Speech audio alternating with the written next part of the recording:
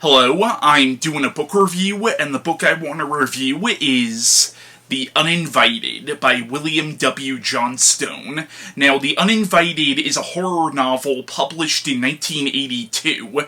Now, William W. Johnstone was actually a very prolific writer. I don't know exactly how many books he wrote, but I know it was a shit-fuck ton. Like, I would not be surprised if this man has at least 100 books under his name.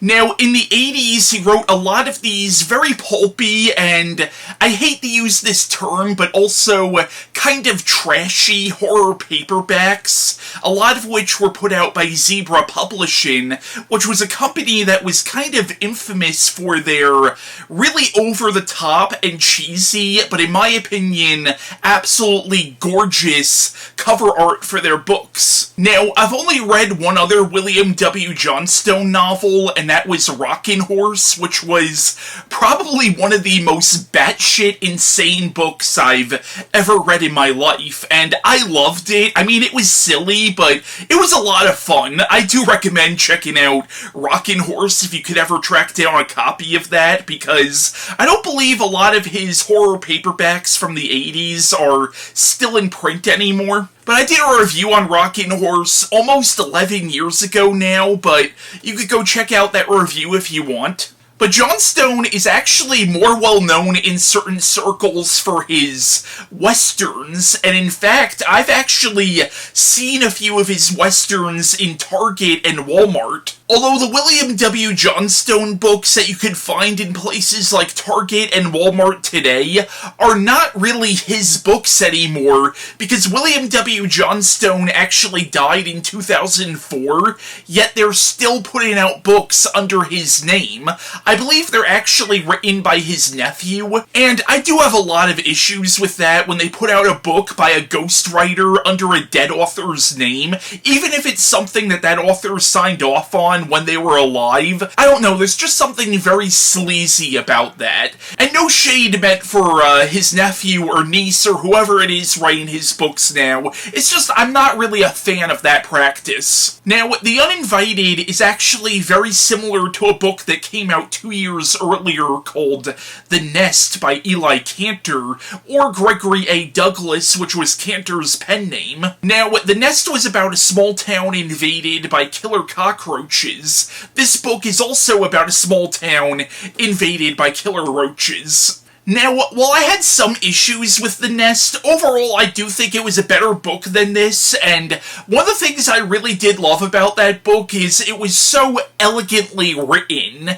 Like, it had some beautiful, poetic, and almost flowery prose to describe some of the most horrific, stomach-churning shit I've ever read in a book. Like, there are some haunting scenes in that book of men, women, and even children being eaten alive by the cockroaches. The Uninvited, by comparison, while it's not a poorly written book, the prose style is a lot simpler and a lot more straightforward than it was in The Nest, and while sometimes that can be a good thing, it doesn't have nearly the same sort of, as pretentious as this is gonna sound, it doesn't have nearly the same literary flair that The Nest had. And surprisingly, despite Johnstone's horror novels having a reputation for being really over the top, this is actually relatively tame compared to The Nest. And I know it's unfair to compare the two books because they're two different books by two completely different writers, and it's not like the concept of killer cockroaches is something that's unique to The Nest. I mean, a few years before that book, you had the movie Bug, which was about killer cockroaches, and the same year as this book, you had the They're Creeping Up on You segment from Creepshow. And there is something genuinely creepy about cockroaches. I understand they're very important for the ecosystem, but you know what? Keep them the fuck away from me. Keep them the fuck out of my house. I don't know what it is about them. Maybe it's the fact that if they infest your house, they're borderline impossible to get rid of. Maybe it's some weird cosmic jealousy. The fact that they outlived the dinosaurs and in all likelihood are going to outlive us. Or maybe it's just because of how goddamn monstrous they look. I mean, I'm convinced that this is what God turned Lucifer and the other fallen angels into after he cast them out of heaven. Like, I don't think we were meant to share the same planet with these things. Now, the plot of The Uninvited is there's a chemical spill that brings about a new breed of giant mutant flesh-eating cockroaches. These roaches are multiplying at a rapid rate, and soon they invade these two parishes in Louisiana, devouring everything in their path. At first, they start off attacking cattle, but eventually they do attack people, and it turns out they carry a devastating plague, where basically, even if you survive an attack from these roaches, you're infected with this almost like super form of rabies where you're driven insane and you attack other people. So the book becomes almost like a weird cross between a killer roach novel and a zombie novel for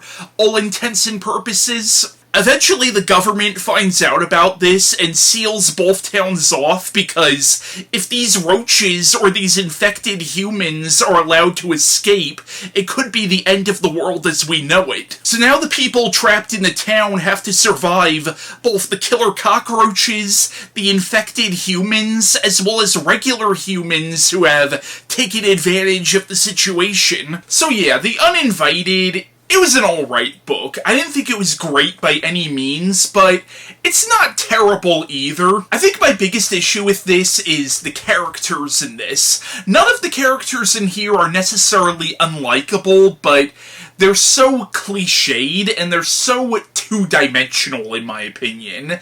And to be honest with you, I was actually having kind of a hard time really differentiating some of these characters, and I also am kind of struggling to remember some of these characters. Now, the book has sort of an ensemble cast. We follow the sheriffs of these two different parishes, and one of the sheriffs is technically our protagonist, but again, he's such a honestly kind of a wooden protagonist, and like we also follow some FBI agents and government officials and some townspeople, but again, there's really nothing really that distinguishable about these characters. But you know what? If you know going into this that this is not going to be anything groundbreaking, this is not going to be anything spectacular or anything that's going to defy genre conventions, like if you know going in you're just going to get a quick fun little read about killer roaches,